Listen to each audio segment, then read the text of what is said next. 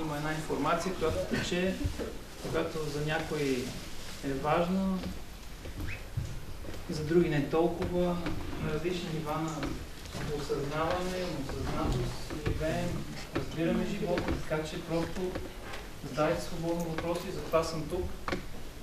Тази опитност, която имам вече 29 години по този път, да я споделя с вас абсолютно свободно. Добре дошли! Знаете ли, че животът е прекрасен? Да.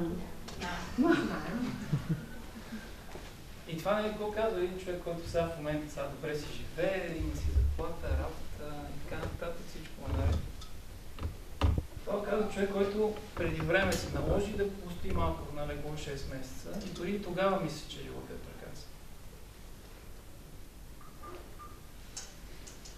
Дори когато се налагаше да върши много работи в живота, които изискваха трудности на физическо ниво, на психическо ниво и така, дори тогава осъзнаваше, че животът е прекрасен. Кое е това нещо, което прави този живот не толкова прекрасен? Това е любим отговор. Слънчето. Нашето отношение към нещата. Да, слънчето. Тоест, това обуславяне, което сме създали във времето. От раждане, през училище, роднини, родители, приятели и така нататък. Мъничко по мъничко сме се опитали да се вместим в някакви рамки, в някакви догми, в някакви норми, за да бъдем част от нещо, да не се чувстваме самотни. Тоест, опитваме се да прехвърлим отговорността на нещо друго, да ни направи щастливи. И по този начин, по някакъв начин сме оквадратили тази наша безкрайна свободна същност. Обусловили сме. И тя започва по един естествен начин, условна реакция, просто да реагира. И тогава какво ставаме? Ставаме една кукла, която се движи с едни кончета, кукла на конци. Кои са конците? Емоциите. Емоциите, които се пораждат от тази обусловеност, от този обусловен ум. Какво бих могъл да кажа сега? Че мен не ме интересува дали някой от вас ще ме разбере. Дали някой от вас ще ме хареса. Дали ще се съгласи с това, което казвам, или няма да се съгласи. Дали ще одобри или няма да одобри. Аз съм тук пълната свобода. Това вплътняване в тялото липсва. Какво се случи, че това се случи при мен? Повярвах. Първо, повярвах. А в какво повярвах? Че има нещо отвъд всички нас, с неговите невидими нишки, които случва нещата в живота. Случва по такъв начин съвършен, че всеки да вземе нещо, да даде нещо, да научи нещо, да се издигне, да падне, за да се издигне и така нататък. Тоест, има нещо отвъд всичко нас, отвъд това, което виждат очите ни, отвъд това, което чуват ушите ни. Отвъд това нещо, някои го наричат Аллах, друго го нарича Бог, трети го наричат Брахма, Вишну, Шива и така нататък. Няма никакво значение. Може да му слагате каквито си искате етикети. Факт е, че нещо има. И факт е, че нещо случва нещата. Растенията да се раждат, да дават плод, да умират и отново. вятъра, птиците, изгревите, залезите. Тези неща са факти, те съществуват. Нали така? Това, което ние правим с нашата обусловеност, е да започваме да ги наричаме прекрасни, красиви, грозни, неугледни, да се съгласяваме с това, което се случва, да не се съгласяваме, какъв е този гаден дъжд сега, какво е това гадно време, какъв... Разбирате ли? А всъщност всичко е такова, каквото е. То просто се случва по най-перфектния и най-прекрасния начин. И когато ние сме от позицията не на обусловение, егоцентричен, паразитен ум, а от позицията на божествено създание. Тоест, осъзнаваме, че в нас има божественост, някаква божествена същност и природа, тогава от това състояние ние сме той. Или то, или както иска да го нарече. Тогава има единствено и само приемане. А когато има приемане, в това приемане се поражда един покой, за който знаете много добре колко много държа на тази дума и колко много я проповядвам, така да се каже. В този покой, това е състоянието на тази божественост, в която ние позволяваме на живота да се случи по начина, по който се случва, без да припламваме, без да свиваме и изтягаме физическото тяло, без да отделяме кортизола, този химикал, който трови по най-безумен начин тялото.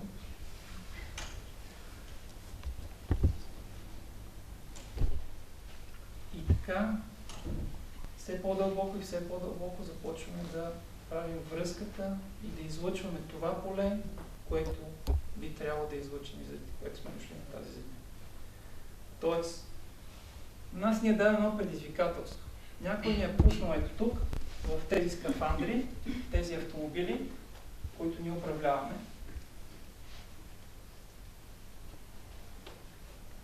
И ни е казал, айде сега да те видя, да в тази физическа форма, която има сетива, 5 сетива, като ти дам тези всичките неща, през които ти изпитваш този живот. Дали ще успееш въпреки всичко да осъзнаеш божествената си природа? Разбирате ли? Колко е просто всичко? Тялото е също толкова важно, колкото и духа.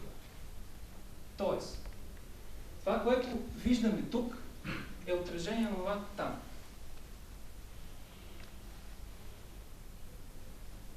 Чували сте ефирно, етерно, плазмено, наричали по всякакъв начин другите това, които не се виждат, невидими.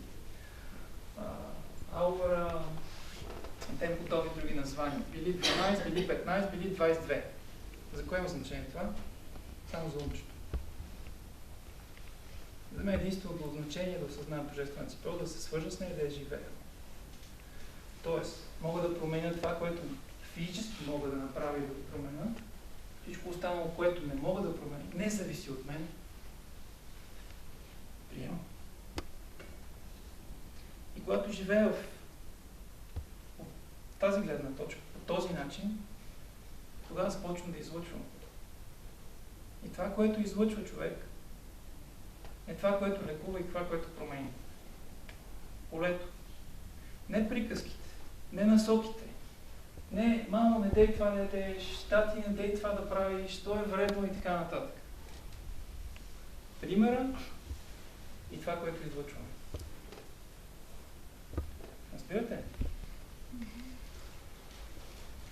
И когато успеем дълбоко да се свържем с тази наша природа, истинната природа, която е вътре в нас, тогава започва истинската промяна за нас, след това за хората около нас, след това за цялата планета, галактиката, вселените и така нататък. Тогава ние сме сътворци. И това е смисъл. Не как ще изглеждаме, не как ще се облечем, какво ще ядем и така нататък,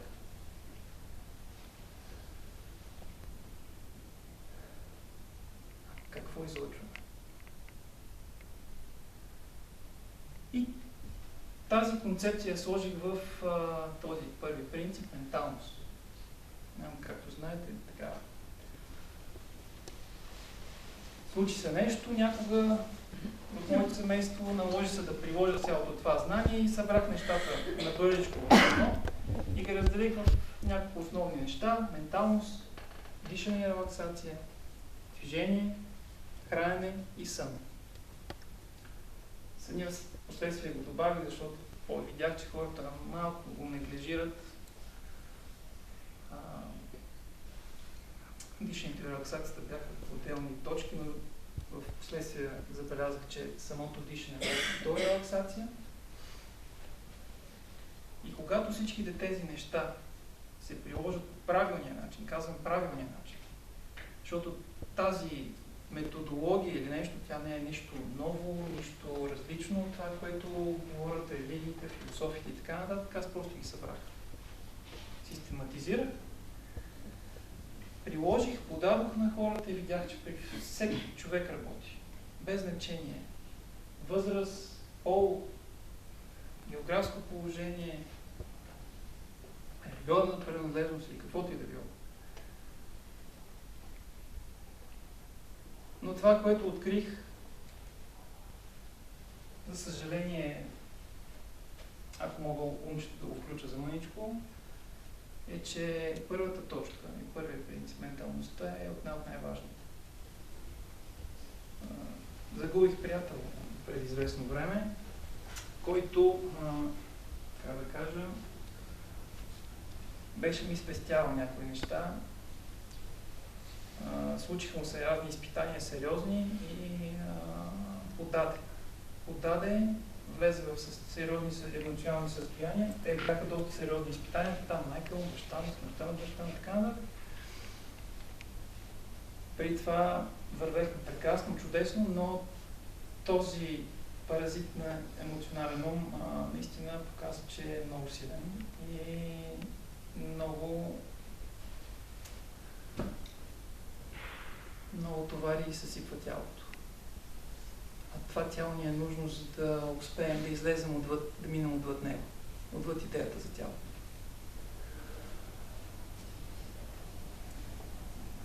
Защо менталността е толкова важна?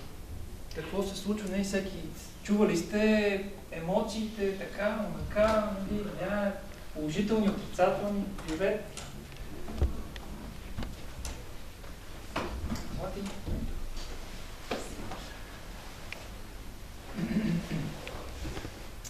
Чували сте го това много често.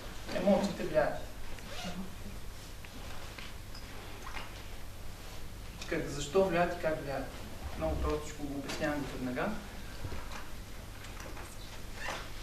Когато има мисъл, паразитна мисъл, не говорим за фактологичната мисъл, с която би трябвало да живеем живота си. Тоест, фактите на света на фактите, това са как да се движим, да караме кола, как да се оправяме в живота, как да строим автомобили, самолети и така нататък, да правим програми на компютър или нещо такова. Това е фактологичният свят.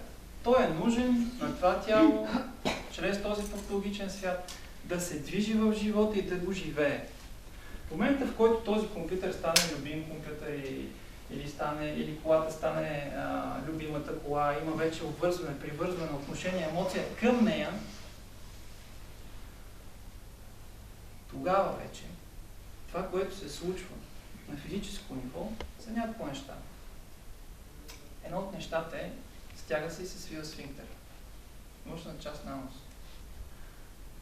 Секундички, няколко секунди след това, или почти едновременно, се сковава долната част на коремната мускулатура, подпъл. Когато това се случи, се блокира диафрагмата. Блокира се диафрагмата. За тези, които не знаят, диафрагмата, хранопровода, плексуса, тук има като шапчица, така седи. Когато вдишваме, слиза надолу. Когато слиза надолу, тя ползва долната част на белия дроб. Тоест, ползва целият обем на дробовете. Когато се качва нагоре, вече изкарва този обем, този въздух от дробовете, за да го смени с нов.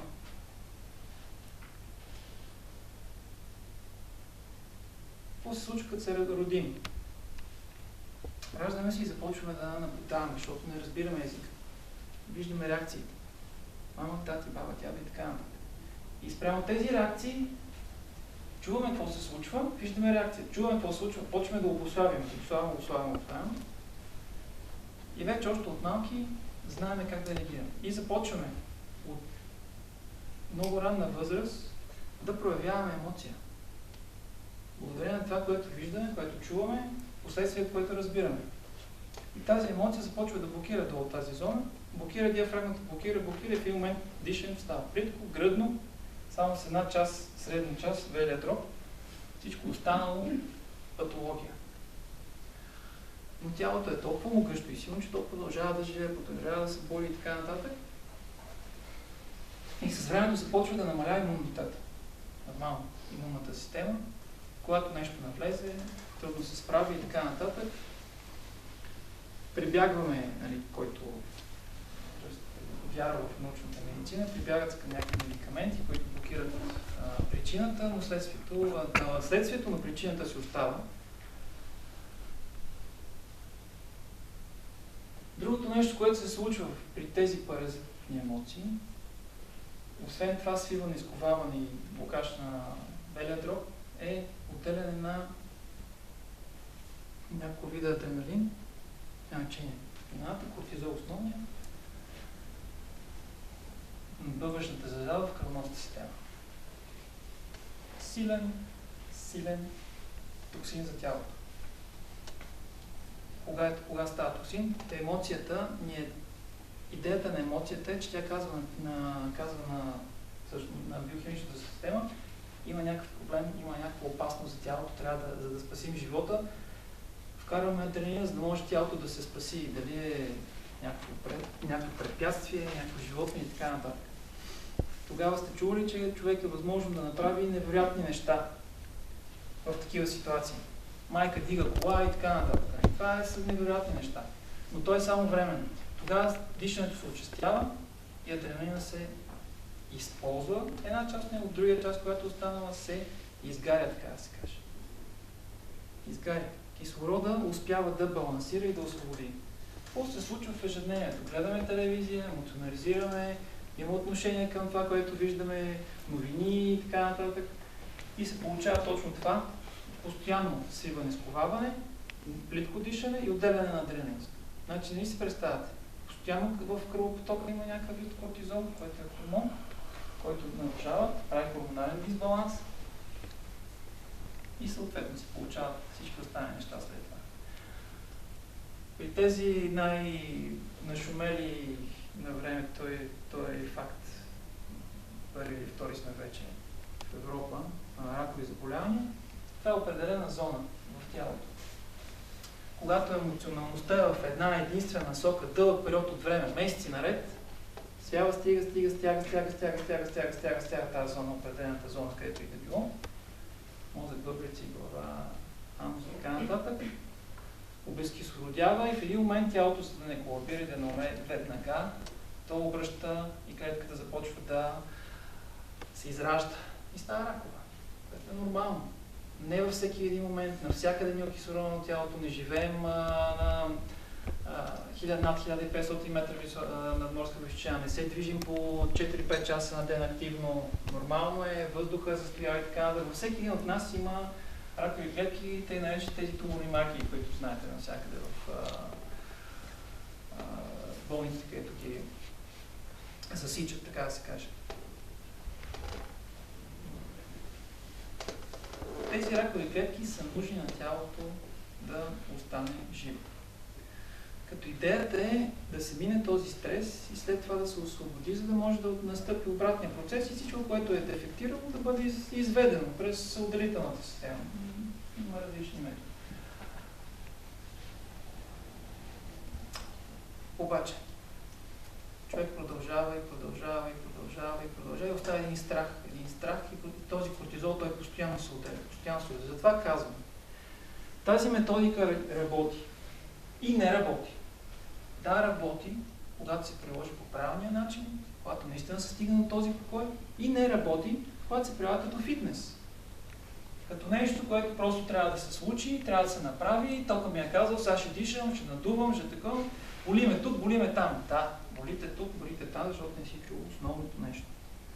Че трябва да се направи с мекота и с лекота и да се позволи еластичността на тялото и съединителната тъкан по естествен начин да разгърне дроба. Не веднага да се случи, като съм казал, дишите пълно и дълбоко, на едно тяло, което е сковано цял живот, да се опитате да разгърнете целия обем. Естествено, че боли, естествено, че има завиене на свят и те и други неща.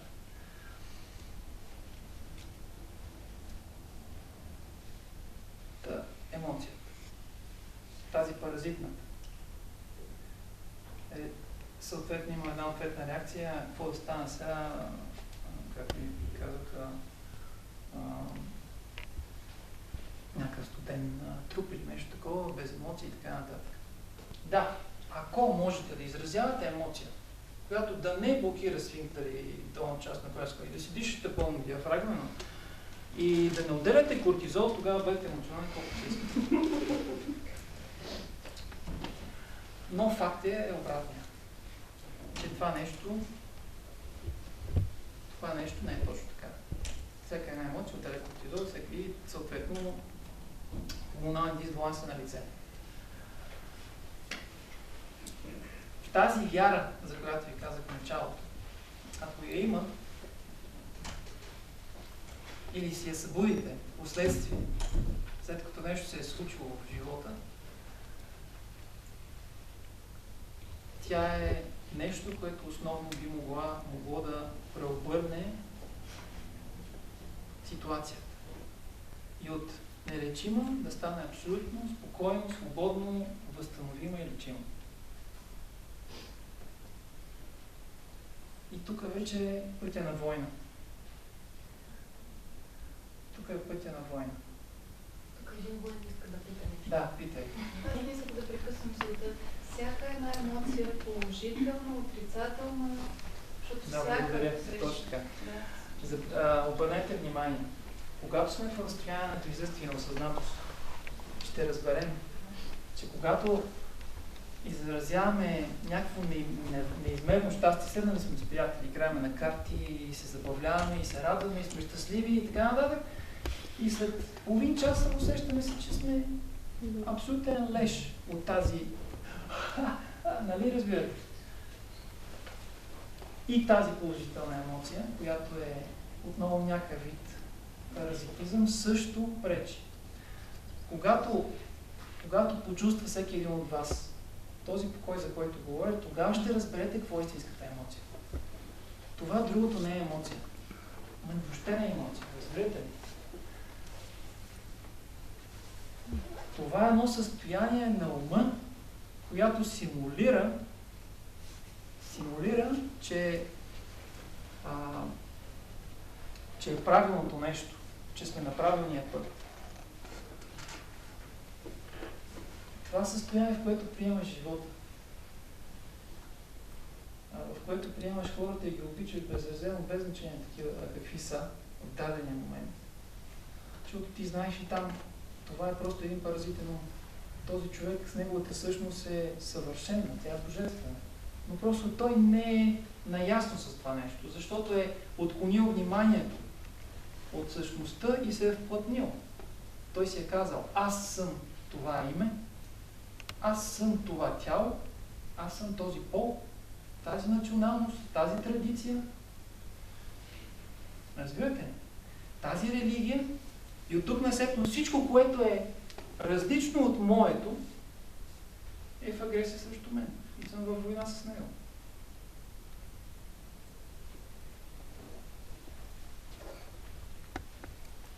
Религиите.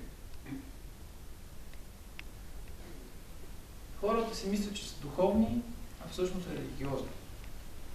Религиозност и духовност са две тотално различни неща. Религиозност и духовност. Религиозност е да следваш сляпо някакви догми, някакви норми, да си просто част от стадото.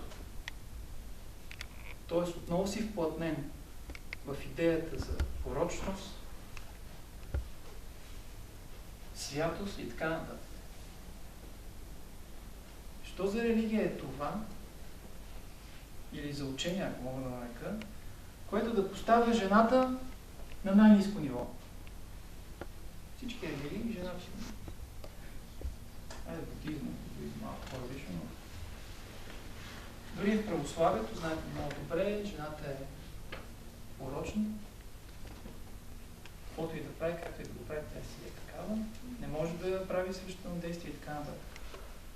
Единствено да го умилите преди тях, жената е била наравно с всичко. Не е имало значение мъж ли ще е свещенослужащ или жена. Затова ги няма, защото те са били против религиите. Те са били за божествеността и съответно католическата църква се постарава да ги зачисти, но това не е възможно да се случи. Защото се появяват едни такива хора, които почват да говорят за истинските неща.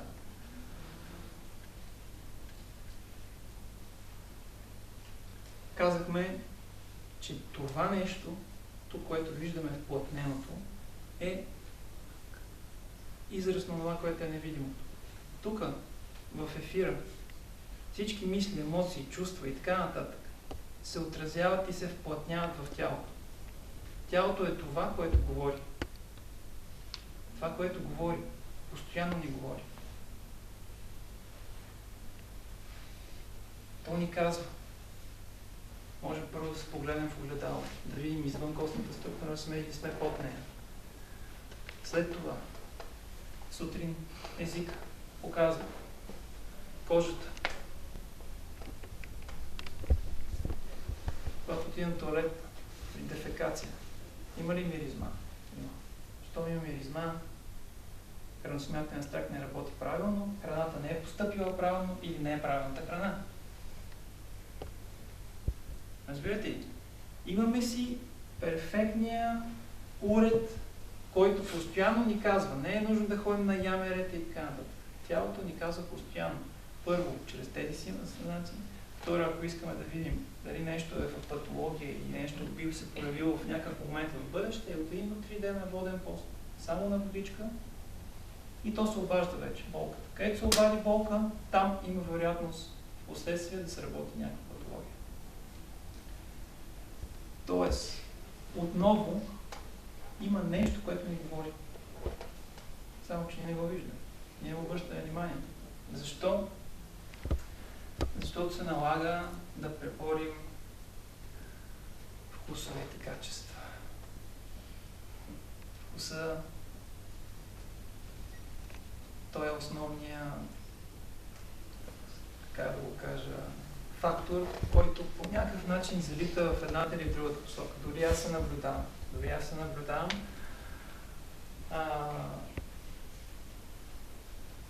Когато от време на време така се поопусна с количеството храна, правя едно такова веганско коремче, което нали, не е оттам мястото, но усещам как опитвам се да спра нещо, но то пак е още маничко. Разбирате ли, то е много е деликатно и е абсолютна маймунка, която постоянно само скача, върти си, играе и така нататък, само и само да те отклони от пътя. Но когато приемем, че ние сме воини на светлината и че абсолютно всичко зависи от нас, абсолютно всичко, тогава можем да се преборим с абсолютно всичко. И с това, което виждат очите, след това се поражда желание да бъде близо, да бъде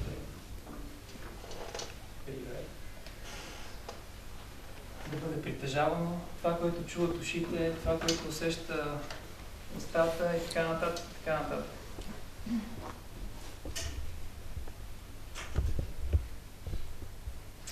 Защо тялото е важно? Защото пък има и други. Духът е важен, тялото не е важно. Тялото е там, нали, то...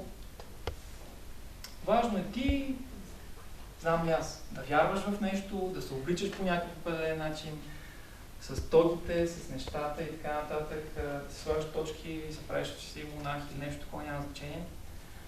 Да се правиш на духовен, така да се каже. И другото не е важно. И то може да се се разлага, може да се стопява, то не е важно. Тялото е важно, защото е дадено сетивата. А сетивата, след като сме дошли в физическа форма, в материална форма, ние сме тук, за да опитаме да изпитаме живота чрез тези сетива. Да усетим докосванията, да усетим вкусовете и така нататък. Но това е идеята на това нещо. Че е спокоен. Така направим, че просто позволим нещата да влизат в живота ни, ние да ги изпитваме и след това да си тръгват от нас. Ние да им позволяваме да си тръгнат. Тогава всичко е наред. Но в момента, в който се закачим и се вкопчим в някои от нещата, които влизат, искаме да го задържим това нещо, защото ни доставя някакво удоволствие на физическо ниво, тогава вече се вплътняваме в идеята. Тогава вече въздух и земя не са в баланс. Разбирате? Много простичко. Затова ви казвам, това е огромно изпитание. Дадено ни е, за да видим, за да се види и да осъзнаем, че дори чрез физическото тяло и чрез тези сетива, нашата божествена природа. Като тук не ви казвам, ходете в секти или го ходете да палите свещи и така нататък. Това е религиозност. Тук говорим за покой, за чувстване и приемане на живота в най-фините му чистоти, в най-фините му вибрации. Разбирате? Имало извънземни, нямало извънземни. Имало това, имало това. Тук и сега, в този момент, аз съм сред вас. Какво ми интересува дали има извънземни или няма извънземни? Разбирате? Просто умчето е толкова коварно, толкова добре се е създал като жив организъм вътре в съзнанието ви, че много е трудно да осъзнаете кога сте вплътнени в тялото и кога сте в този, който наблюдава ума. Наблюдател. Това сте вие. Това е вашата същност. Наблюдателя.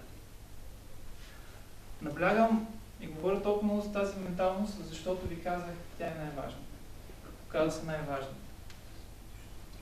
При правилно хранене, при правилно дишане, при правилно движение и така нататък, нямаме ли тази менталност, тази свобода, тялото може отново да си замине.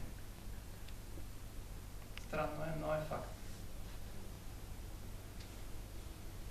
Факт, който, за съжаление, факт от учето, просто трябваше да го преживея с загубата на приятел. Но пък ми даде добър урок.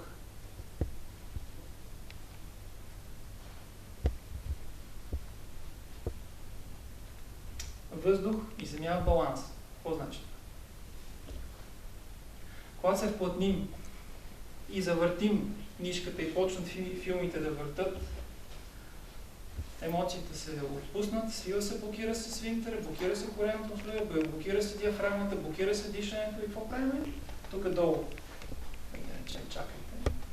Въобще не ме интересува. Колко са, как са, с какви цветове са, въобще не ме интересува. Аз лично не ги виждам. Нали така? Може да са 7, може да са 12, може да са 18. Какво значение има? Това е само една игра, но нищо повече. Единствено значение има твоето състояние и твоя начин на живот и начинът, по който преминаваш през живота. Но да кажем, има ги. Там се. Блокират се долните. Горните се развъртат повече. Какво става? Въздушни ставаме, т.е. емоционално. В тази въздушност, какво се появява? Липса на земя, въздушност, дисбаланс. Разбирате? В момента, в който осъзнаем, както споделих в началото, че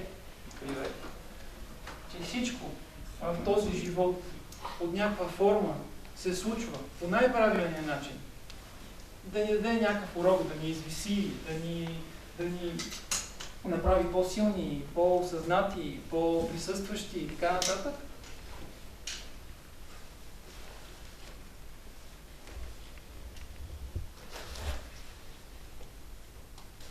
Това е да приемаме.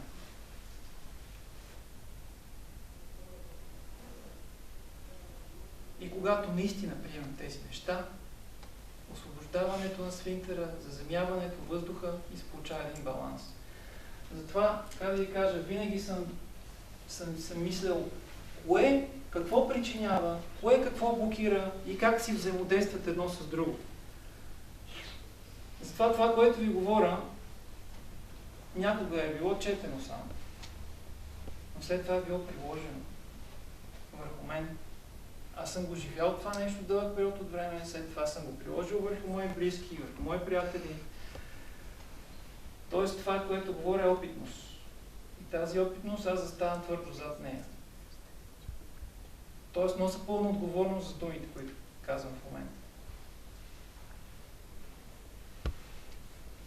Това не е философстване.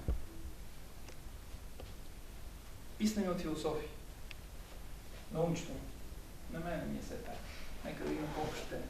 Достатъчно философия има, достатъчно хора, разтягате ни лукуми, говорите ни неща, накрая като след 1 час или 2 часа разговор, всъщност не схващаш какво е било говорено.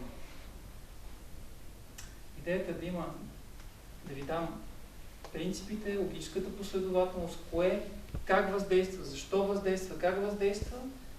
От тук насетне, на тази основа, вие да започнете да разглеждате това, да започнете да влизате все по-често в наблюдателя.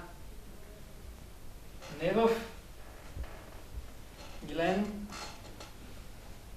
Петко или който и да било, който прави нещата, а в този, който наблюдава, този, който си има за тази идентичност. Разбирате ли? Отзад.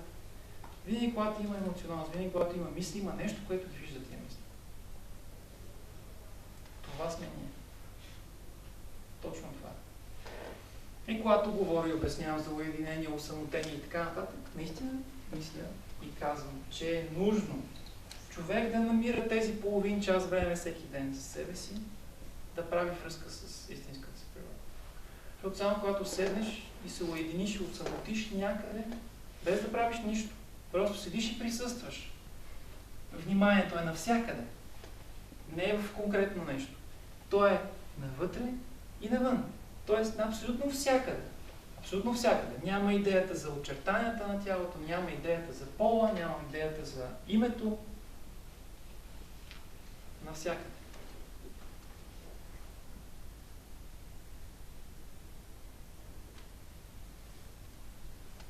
И в това състояние осъзнавате тази вашата истинска природа. Тогава започвате да правите по-дълбока връзка с наблюдателя и виждате паразитността на мислителя. И тогава между мислите започва да се появява една пауза, по-голяма, и все по-голяма, и все по-голяма, и все по-голяма. В един момент паразитността изчезва. Но това е процес. Да, как Тора може да каже, аз се събудих, просто се случи. Възможно е, но за този, който не се случва, просто има нужда от време за себе си.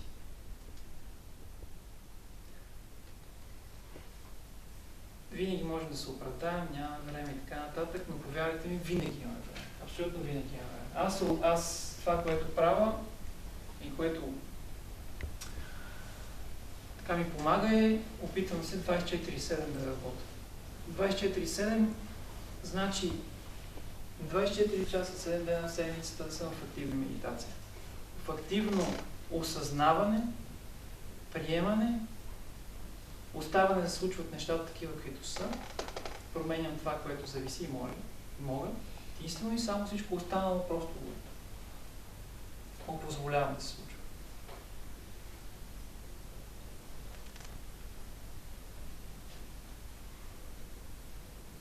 Менталност. Това е, което имам пред под менталност. Изключително ценно, изключително важно, но трябва да намерим време за себе си. Дишането. Втория принцип, стълб, без значение. Дишането е нужно да се случва по свободен и естествен начин. Тоест, трябва да му позволим да се случи дишането. А да му позволим да се случи, това е да вниманието да слезе в определените зони, които са блокирани и осезателно и чувствено да ги освободи. Не да си представите с ума, че се освобождават зоните, а вниманието, което е този наблюдател, да отиде там и чувствено да усетите, че това нещо се случва. От състояние на присъствие. Когато тук се освободи зоната, тогава диафрагмата може спокойно да слезе надолу, т.е. корема да се отвори напред и надолу. И да се случи нормално дишане, диафрагмално, бебешко дишане или бебешко дишане. Диафрагмално, коремно го нарича, така нататък. Но това е начинът, по който сме се учили всички ние. Тоест, този бял дроб, тези бели дробове са дадени, за да бъдат използвани. Така ли? Дадени са ни, за да бъдат използвани. Не са дадени, за да се ползват частично.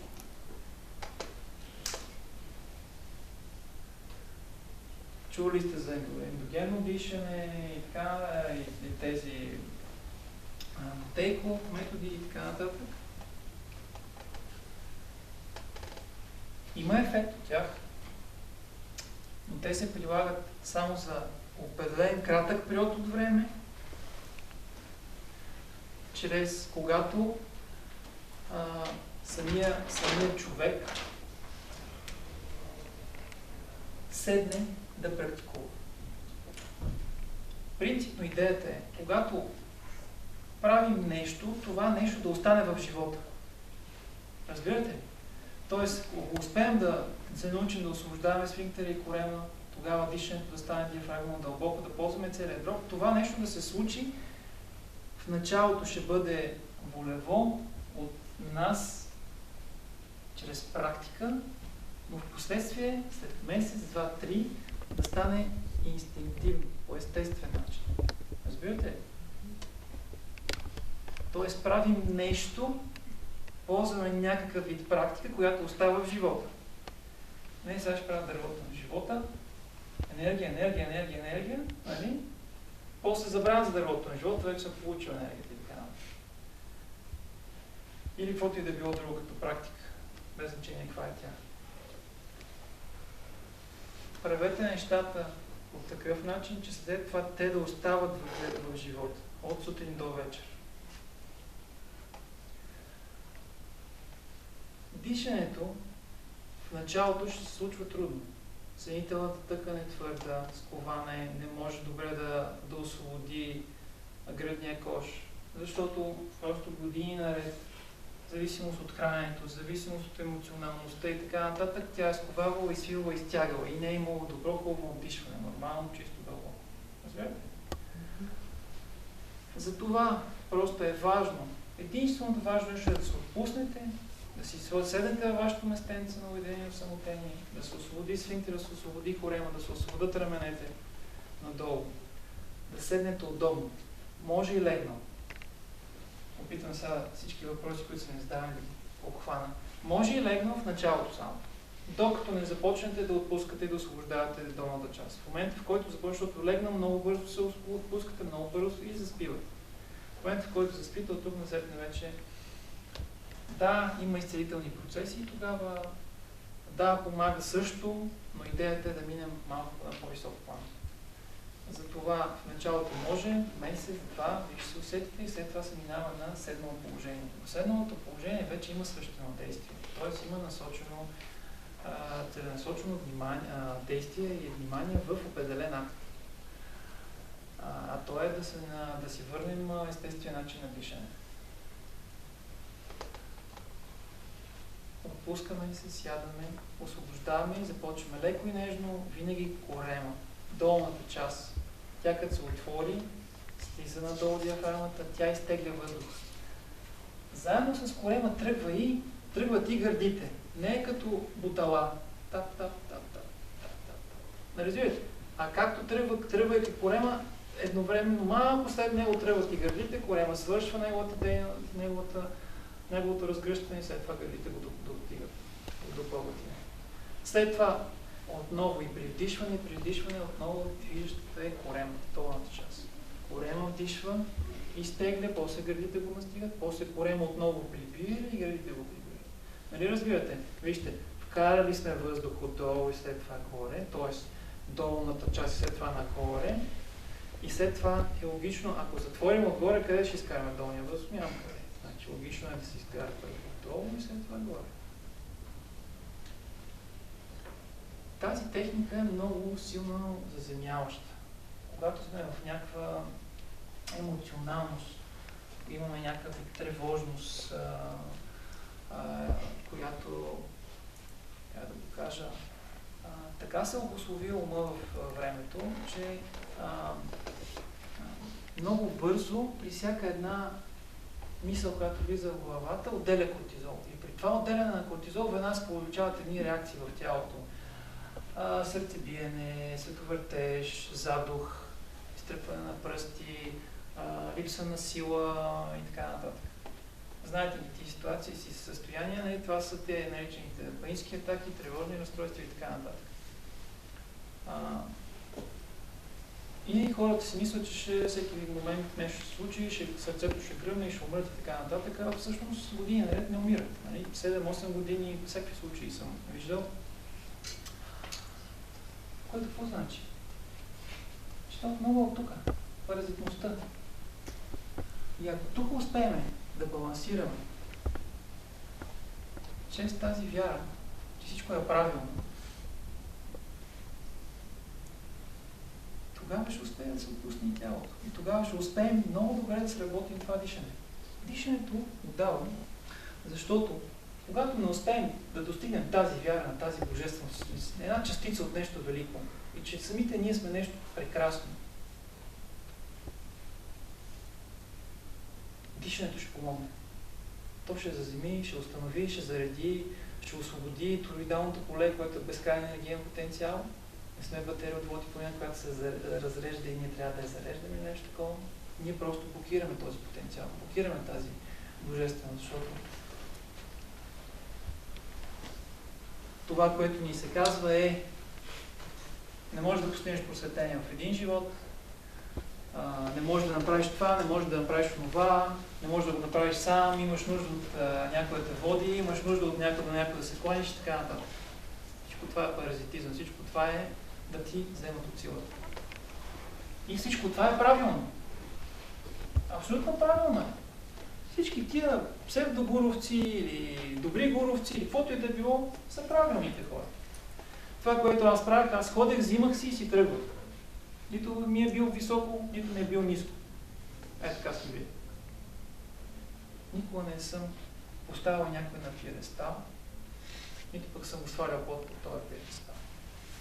Просто човек какво е някакви неща, някои неща хармонирам, на други неща не хармонирам. Взимам си това, на което хармонирам, другото го оставям. Това си е неговия си път. Разбирате? Но когато ти оставиш и прехвърлиш отговорността за твоето израстване на някой друг, колко можеш да израснеш? Колко можеш да израснеш? Колко можеш да се свържеш с божествеността в себе си? Когато чакаш винаги някой друг да свърши тази работа. Милостта на учителя. Тук е нашия учител. Вътре в нас. И това е този наблюдател, за който говоря. Този, който вижда всичко. И отново, чрез дишането, вниманието, в началото е в процеса. Вниманието. Осезаемо, осъзнато внимание. То е в процеса на дишане. В началото. 5-10 минути. Наблюдавате дишането. Не му казвате: сега вдишвам, сега издишвам, сега задържам, сега не задържам. Разбирате ли? Няма мисловен процес. Просто вие се превръщате в самото дишане. То става свещено действие. Това са всъщност истинските свещено действия. Не да ходим с столите, с свеща и си го пеем разни неща. Свещенодействието е когато ние правим връзка с нашия наблюдател. Виж, аз някакво наричам така нататък. Много простичко. Нали? Просто. след като успеем да се освободим от вплътняването, че аз, името, пола, националността, религиозността, дишам и стане самото дишане,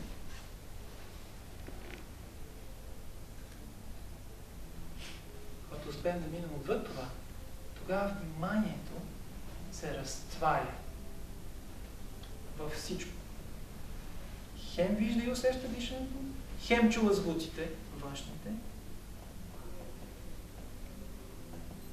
хем може да усеща миризми,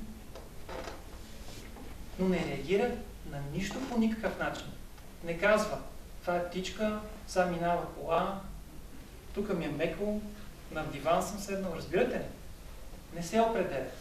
Само присъства. Това е връзката вече с божествеността. Разбирате? Повярвайте ми, случва се. В началото ще ви се случи за 1-2 секунди. Но във времето, тези половин час, които може всеки да си подари, във времето това нещо става все по-дълбоко, все по-дълго и така нататък. И тогава започвате да го усещате. Колко време да вдишвам, колко време да задържам, колко време да издишвам, колко време да задържам. Всеки сам, индивидуално, със собствената си ритмология. Всеки един от нас е обусловен по различен начин. Живее на различни места. Има собствена биохимична ритмология. Това, което ние правим, е да позволим това нещо да се случи по естествен начин. Разбирате ли? Да позволим. Всеки да усети. Важното е да бъде плавно, да бъде дълбоко, доколкото е възможно, с леко усилие на дишване, съвсем леко усилие, за да може тази съединителна тъкан малко по малко да се разгръща и да става по-еластична. Това е, което дишането прави и наистина помага. Наистина заземява, наистина дава сили, наистина стига до състояние на осъзнатост и на дълбочайна божественост. Релаксацията или йога нидра.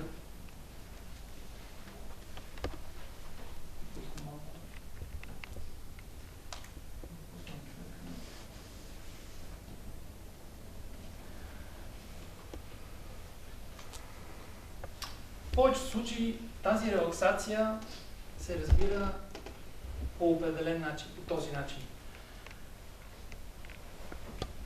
Мисълта върви по частите на тялото и си прави представа, че отпуска. Не това е релаксация. Релаксацията е наблюдателя, вниманието, осъзнатото внимание да отиде в десния глезен, доходило, да усети, да почувства тук и сега това нещо как се отпуска и става като перце и дори изчезва. След това вниманието да премине на другото ходило, да направи по същия начин. Глезените, пръстците, четириглав беден и така нататък и така нататък. Нагоре, докато тялото изчезне. Тоест, докато се получи състояние, в което не може пръстчето дори да му помръдне. Разбирате? Няма го. Просто вас ви няма. Тогава вие отново, чрез истинската я права на релаксация, отново се свързвате с вашата същност. Наблюдателя божественост. Това е релаксацията, която я препоръчвам вечер преди лягане и по всяко време, когато някой почувства, че има нужда да се отпусне и да релаксира. Но запомнете, вниманието, осъзнатото внимание, присъственото внимание, то ходи по зоните и то осъзнато, осезаемо отпуска и освобождава зоните. Не представата за отпускането, не ума, не обусловеността.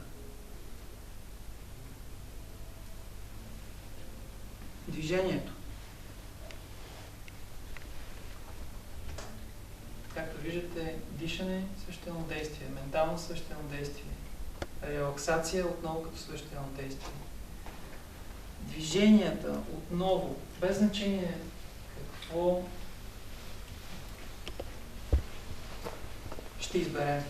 Дали ще е йога, дали ще е фалун дафа, дали ще е паневритмия, чигун, тайчи, каквото и да било. Каквото и да било. Всеки един би имал някакво предпочитание, много надявам се, чрез вътрешно усещане, чрез умствена обусловеност, към определена техника, определена практика. Тази практика, запомнете, не се изпълнява като фитнес. Тоест, нещо трябва да бъде направено, само защото Милен е казал тук, за да махна това да правя болест, трябва да правя дишане, релаксация, движение, не знам си какво, разбирате ли? То всичко това си е за всеки един от нас. Когато го има движението, ние трябва да сме в движението. Ние трябва да изпитваме движението, да станем самото движение. Разбирате ли? Дали тук ни казва, не е така, малко по-нагоре, не е така, малко по-надолу, не. Поставете. Значи, инструкторите са тези, които само ще предподадат състоянието. А самата техника, вие всеки един от вас си усеща как е най-добре за него. Всеки един е с различна разтегателна активност, биохимична структура и така нататък, които си могат да направят определени амплитуди до определена позиция. Нищо повече. Не е важна позата, не е важна стойката. Важно е движението, как се прави, да абсолютно осъзнато, да абсолютно присъствено, да се прави чрез наблюдателя, а не чрез обусловение. И да се прави като свещено действие. Леко, меко. Тоест, какво прави ума? Той постоянно е така, работи, напълни обороти, напряга, стяга и така нататък. Но когато ние правим бавното и нежно движение, ума там, обаче ние не. Бавно и отпуснато. Нали? Бавно и отпуснато и в един момент ума се предава и той почва да се увлича в това движение. И тук се получава този магнетизъм, за който говоря. Всяко нещо, когато бъде направено по правилния начин, тогава почваме да отглеждаме в себе си благост, мекота, магнетизъм и стигаме до покоя.